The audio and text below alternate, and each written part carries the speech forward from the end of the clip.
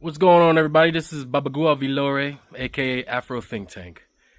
And today, I want to do a follow-up to one of my other videos when I was talking about African spirituality and religion, because it seemed like there was a lot of interest in that. And I'm a historian. I love this type of stuff. And I love engaging it into my own culture. And I made a statement that, we forgot that we weren't Christian. We forgot that we were pretending, right? And over time, us pretending that we were Christian in order to please or distract or lie to the Europeans who enslaved us and forced Christianity down our throats when we had our own ancient, old traditions that had the same aspects of spirituality, the same aspects of God, of how to treat your fellow man, and all the various things that attracts us Africans to Christianity, as I explained in my other video. So what I wanted to do is put a little presentation together for you guys, to kind of bring back the memories that we forgot. Because, you can play pretend, for a very long time, but at some point you start to believe what it is you're pretending about. And that's what happened to us African Americans and various other Africans on the Western Hemisphere. We forgot that we weren't Christian. We forgot. We totally forgot, right? We got so enthralled and so ingrained into the religion that we was practicing. We forgot that we were just disguising our own traditions within Christianity. Just pay attention to how we practice our Christianity versus how Europeans practice their Christianity. It's not the same thing, right? And I know it's very hard. It's very hard. And I understand it's a daunting task. And it's almost impossible. It seems implausible to convince African people, especially African Americans, to step away from Christianity because it's what they know. It's so deeply ingrained in us. But I'm here to tell you, all right, that's not what you're really protecting. You're not really protecting Christianity. You're protecting your spirituality. You're protecting the institutions that we create as Africans in these churches, right? But I want you to understand all the way from speaking in tongue to dancing and clapping, that's not Christianity. This entire time we have not been practicing Christianity. We have, unbeknownst to a lot of us, and beknownst to a lot of us, we have continued to practice our African traditions, disguised as Christianity. We replaced our deities and our demigods and our historical figures that we worship and honored with Christian names. We hid those things. But I guess maybe our ancestors didn't do a great job at reminding the generation that was coming after them that, hey, keep in mind, we're just pretending. We're just pretending. These names are not the real names. We forgot that many of our songs have double meanings. Many of our sayings have double meanings. The whole way we practice our spirituality is totally different from anything that anybody else does in the European world when it comes to Christianity, because they are practicing Christianity. We are practicing African spirituality. We are practicing our culture. The church is our culture. So when you have somebody like me coming along being aggressive against Christianity, it turns off a lot of people. Understand? Because it seems like I'm being aggressive towards their identity. And that's not what I'm doing. What I'm trying to do is I'm trying to let you know that your identity in that church is not exactly what it is that you think it is. You just have to peel off the first layer. Just peel off the first layer we call Christianity. And you'll see what it is. It's your culture. That's why the best version of us are the people in them churches. The best version of African people in America are the people in those churches. Listen to our gospel music. Listen to the way we sing. Listen to the way we dance. Listen to the way we actually connect with the divine. You don't see anybody else connect. Have you ever been to a Catholic church? Like an all-white Catholic church? Have you ever been to an all-white church? Do you feel the God in there? You don't. We talk about it all the time. You don't feel the God in there. You don't get inspired. You don't connect with the other side. You don't connect to the fifth dimension over there. You only feel it when you come to the black church. And there's a reason for that. We just forgot. Okay? So I want to remind you I want to remind you who you really are.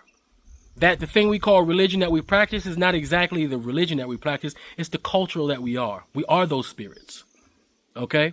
So without further ado, I hope you enjoy this very short presentation to jar your memory and to remember that we are the best version of ourselves when we're practicing our own culture. And that we just have to peel off the first layer called Christianity. Anyway, that's all I got to say. It's Afro Think Tank. Learn something, teach something. I'm out. During the transatlantic slave trade, African slaves were often forced to convert to Christianity by European colonizers, who sought to strip them of their indigenous cultural and spiritual identities. However, many enslaved Africans found ways to preserve their spiritual systems by blending them with Christian practices, a process known as syncretism. This enabled them to maintain aspects of their African religions while outwardly adhering to the imposed Christian faith. Here are some of the key ways they hid or merged their spiritual practices. 1. Blending African deities with Christian saints. In many African spiritual systems, such as Yoruba, Voodoo, and others, gods and spirits were honored through rituals and offerings. Enslaved Africans drew parallels between their deities and Catholic saints, assigning the traits of their gods to the saints. This was particularly common in regions where Catholicism was dominant, such as Latin America and the Caribbean.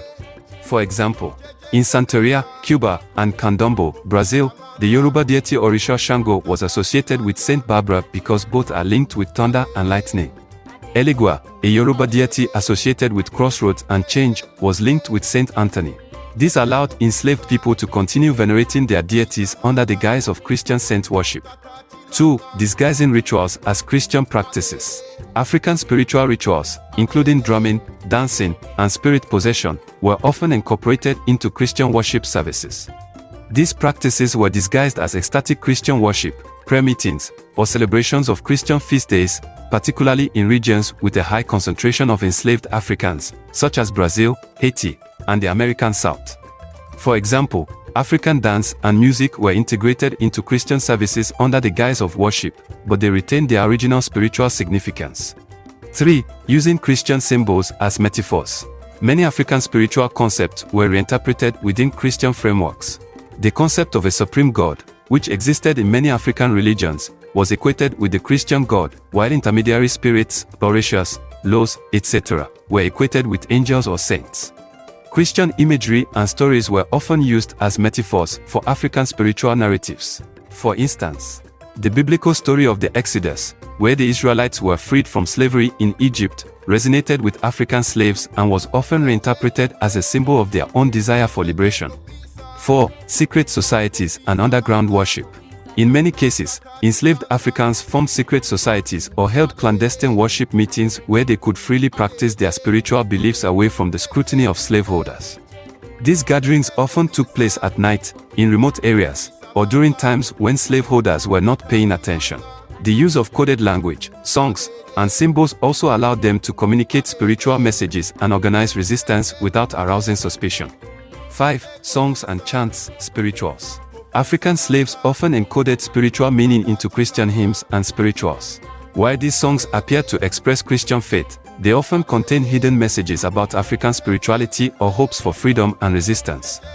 For example, songs like Wade in the Water and Swing Low, Sweet Chariot may have had double meanings, referring to Christian salvation on the surface, but also containing covert messages about escape from slavery or spiritual deliverance. 6. Ancestral veneration through Christian forms. African spiritual systems often placed significant emphasis on honoring ancestors. Enslaved Africans continued these practices by adapting them into Christian forms, such as lighting candles or praying to saints, while maintaining the belief that their ancestors could intervene in their lives and provide guidance or protection. 7. Maintaining divination practices. Some African spiritual traditions included divination and communication with the spirit world. Enslaved Africans continued these practices by using new symbols, such as the Bible or other Christian icons, to disguise their original methods. In some cases, the Bible was used for divination, with specific passages interpreted as messages from the divine, a practice known as bibliomancy. 8. Voodoo, Vodun, and Haitian Revolution. In Haiti, enslaved Africans maintained their Vodun religion despite the pressure to convert to Catholicism. The blending of Vodun with Catholicism created a syncretic religion known as Haitian Vodou. During the Haitian Revolution, 1791 to 1804, Vodou played a central role in uniting enslaved Africans and inspiring them to rise up against French colonial rule. Conclusion: enslaved Africans demonstrated remarkable resilience and creativity by adapting and preserving their spiritual traditions within the framework of Christianity. This syncretism allowed them to maintain their cultural identity, resist the dehumanizing effects of slavery, and pass their spiritual systems down to future generations. This blending of African spirituality with Christianity laid the foundation for various Afro-Christian traditions, such as Vodou, Santeria, and Candomblé, which continue to be practiced today.